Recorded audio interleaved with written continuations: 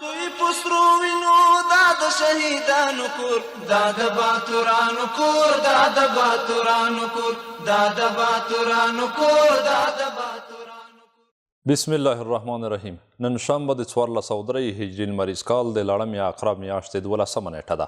محبوب الله سروریم پام راړوم د میدان وردګو ملي تلویزیون څخه د دې مهال خبرونو ته. د میدان وردګ ولایت احصایه معلوماتو ریاست مسؤلین وایي روان کال یې شاوخوا 28,000 برېښنایي او کاغذي پیژندپاڼې ویشلې او تر 19,000 ډېرې یې اصلاح کړي دي. نور حال د فهیم الله افغان په راپور کې. دا له لرې پرتو ولسوالیو راغلي کسان غواړي په مرکز کې برېښنایي پیژندپاڼې جوړې کړي. دوی د مسؤلینو له رویې خوښ دي خو غوښتنه کوي چې اړونده ولسوالیو کې د ورته د برېښنایي پیژندپاڼو د ورکړې څانګې پرانیزي.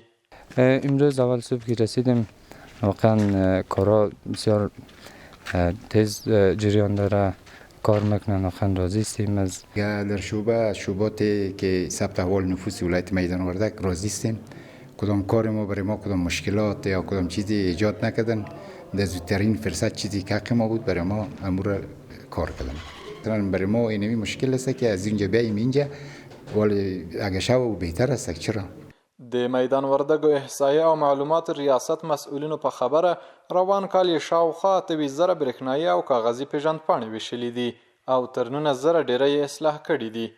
موږ کې 28,000 شاوخوا تذکرې توزیع شوي دي چې له ډلې یې 15,000 شاوخوا په میدان ښار او سیدآباد ولسوالۍ کې د برقي تذکرې دي او فاتې کاغذي تذکرې دي. دې کې موږ تقریبا خدمات اصلاحي خدمات د چا نوم غلط هغه مرتسم کړی ده که نه، یا نور فرضاً چا نقل مکان کړی ده، دا اصلاحي خدمات او تجدید فوټو 9,080 تقریبا موږ همدغه کړي دي. مسؤلین وایي د دغه ولایت اوسیدونکو ته د له اسانتیاوو د رامنځته کولو په موخه په نورو ولسوالیو کې هم د برېښنایي پیژندپاڼو څانګو د فعالېدو په هڅه کې دي.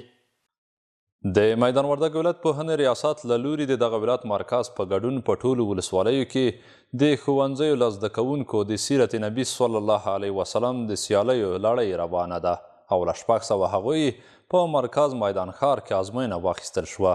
د اسلامي امارت له راتګ سره د ځوانانو فکري روزنې په موخه د سیرت نبي سیالیو ازموینې لړۍ د میدان وردګ ولایت مرکز په ګډون په ټولو ولسوالیو کې روانه ده.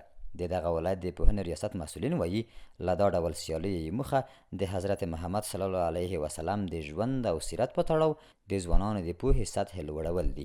موږ هدف هم دغه ده چې په دې کتاب کې موږ د سیرت نبي کتاب کوم کتاب موږ دې ته ورکړی د توضیح لپاره دې کې د نبي علیه الصلوة والسلام مکمل معلومات راخیستي دي، هېڅ معلومات پاتې نه دي پکې. نو موږ ځکه هم دا کتاب دوی لپاره انتخاب هم کړو چې دوی په سنت طریقه باندې د پیغمبر علیه الصلوة والسلام په سنت طریقه باندې په اخلاقو باندې په هر څه باندې خپل دوی ځان برابر وګرځي. د ازموینې ګډونوال زده کوونکي د دې سیالیو له بهیره خوښ دي او وایي ځوانانو ته لازمه ده چې د خپل خوږ پیغمبر د ژوند اخلاقو او سیرت په تړاو بشپړ معلومات ولري.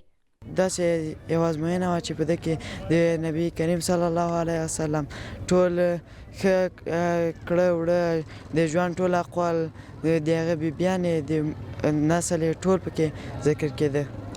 بیخي ډېر شیان هم پکې زده کړه د رسول الله له سیرت و صورت نه هر شي نه خبر سولو. دا بیخي ښې ازموینې دي، یعنې ښه تاثیر وغورځولی شي په موږ باندې. ډېر شیان پکې زده کړه. سیالي خو ښه وه، سوالونه یې اسانه وو، له خپل کتاب نه راغلي وه او تر ډېره حده پورې دا اسانه وه او دا هیله هم نور هم له امارت نه د سیالۍ نور هم برابرې کړي.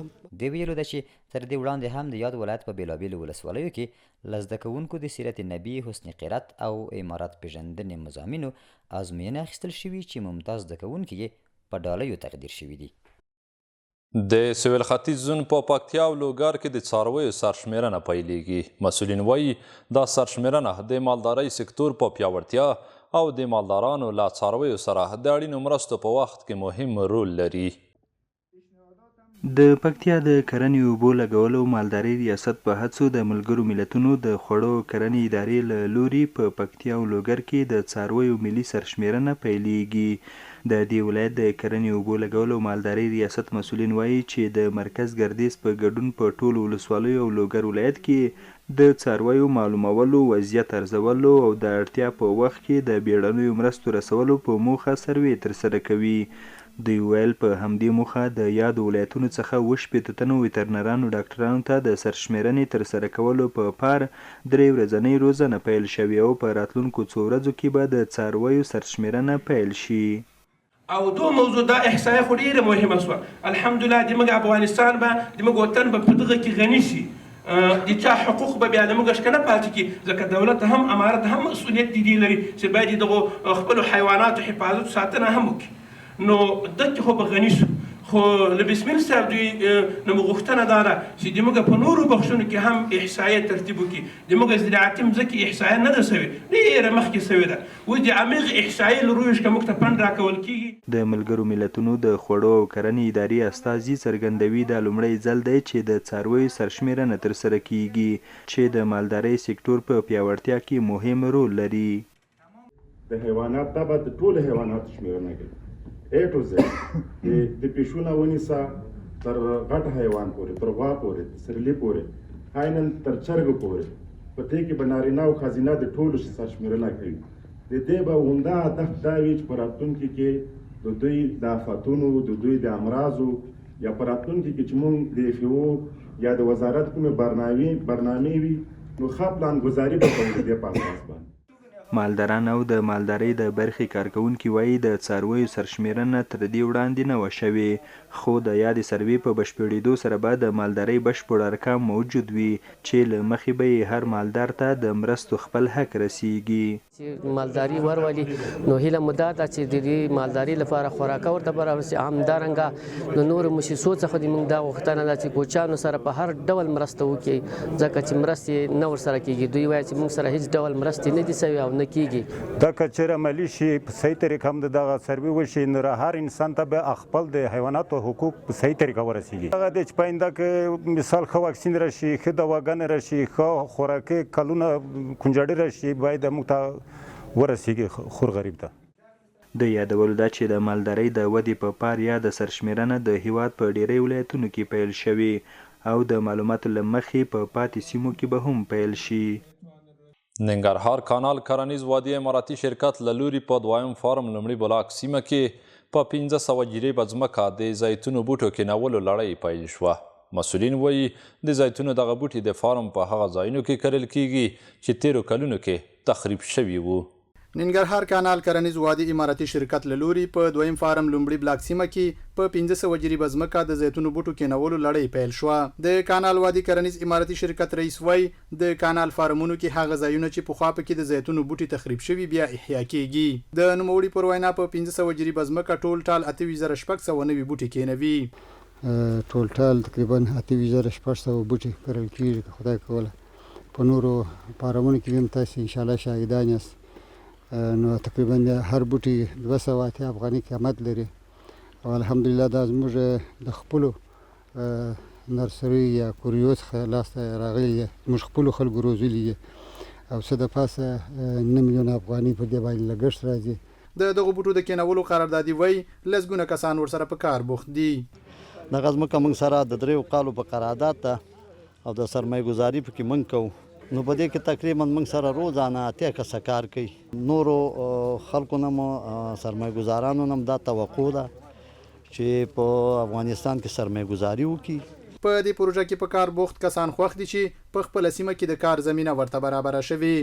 موږ د باغ کې کاریګر او ډیر خطر خوشاله او موږ نور ځوانان مغواړو چې دې کې کار باندې ځان اخته کا. واک ته د اسلامي امارت پر رسیدو سره د ننګرهار کانال ډیرې هغه فارمونه چې پخوا تخریب شوي وو بیا ورغول شول. د لوګر په خروار ولسوالۍ کې د نږدې 4 میلیونه افغانیو په ارزښت د پاکو اوبو رسونې یوه شبکه ګټې اخیستنې ته وسپارل شوه. مسؤلین وایي چې یاده پروژه د 1 کال په موده کې بشپړه او شاوخوا 290 کورنیو ته د څښاک پاکې اوبه برابرې شوې. دا د لوګر خروار ولسوالۍ په کاریزګي سیمه کې د پاکو اوبو رسونې یوه پرمختللې شبکه ده چې د مرستیال والي د کلیو د پراختیا او بیا رغونې رئیس او ځایي مسؤلینو له لوري د سیمې اوسیدونکو تر مخ ګټې اخیستنې ته وسپارل شوه. ورته وخت کې د کلیو د پراختیا او بیا رغونې رئیس وایي چې دا شبکه د یونیسف په مالي ملاتړ د کلیو د پراختیا او بیا رغونې ریاست تر څارنې لاندې د نږدې 4 میلیونه افغانیو په ارزښت د یو کال په موده کې جوړه او 229 کورنۍ له ګټې اخیستنې برخمنې شوې.